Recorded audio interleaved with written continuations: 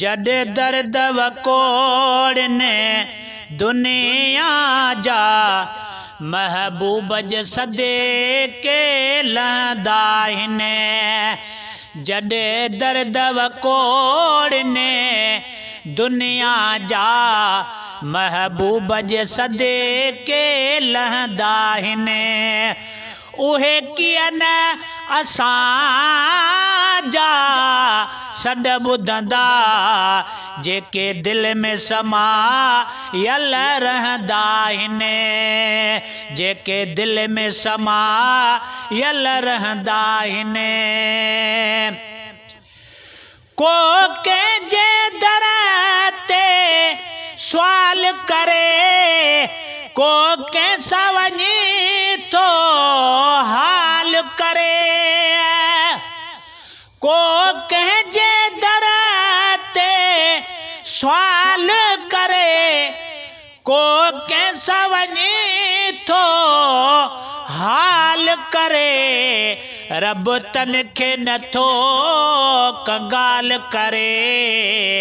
जन्नते रहम जा बादल वसंदा आहिनि। जन्नते रहमत जा बादल वसंदा आहिनि। जड दर्द वकोड़े जड दर्द वकोड़ ने दुनिया जा महबूब ज सदे के लहंदा आहिनि। मुंहिंजे जो मदीने तरफ़ आहे तन जो ज़िंदह ज़ौक़ ऐं ज़रफ़ आहे। ओ मुंहिंजन जो मदीने तरफ़ आहे तन जो ज़िंदह ज़ौक़ ऐं ज़रफ़ आहे। बस याद ही कहिड़ो हरफ़ आहे। या नबी कयो करम पिया पढ़ंदा आहिनि। बस याद ही कहिड़ो हरफ़ आहे। या नबी कयो करम पिया पढ़ंदा आहिनि। उहे कीअं न असां जा सड ॿुधंदा जेके दिल में समायल रहंदा आहिनि। जड दर्द वकोड़ ने दुनिया जा महबूब ज सदे के लहंदा आहिनि। जे कोन मोटाइने ओखीअ में उमेद उन में रखबी आ।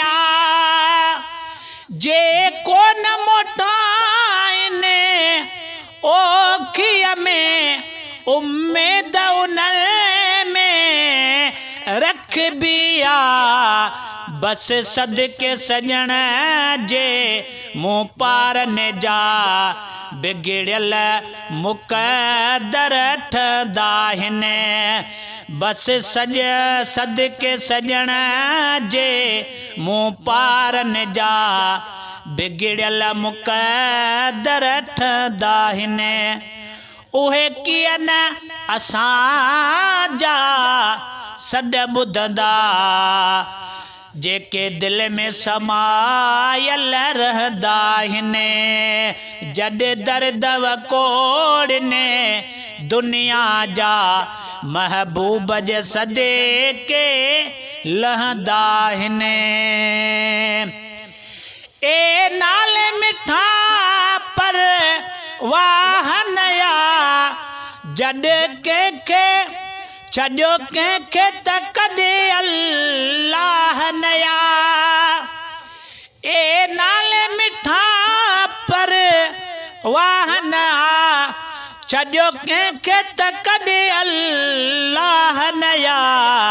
जंहिंजे दर खां वॾी दर गाह नया। जंहिंजे दर खां वॾी दर गाह नया। कद मोमिन सूर न सहंदा आहिनि। कद मोमिन सूर न सहंदा आहिनि। उहे कीअं न असां जा सॾ ॿुधंदा जेके दिल में समायल रहंदा आहिनि। जॾहिं दर्द वकोड़ने दुनिया जा महबूब जे सदे के लहंदा आहिनि, महबूब जे सदे के लहंदा आहिनि।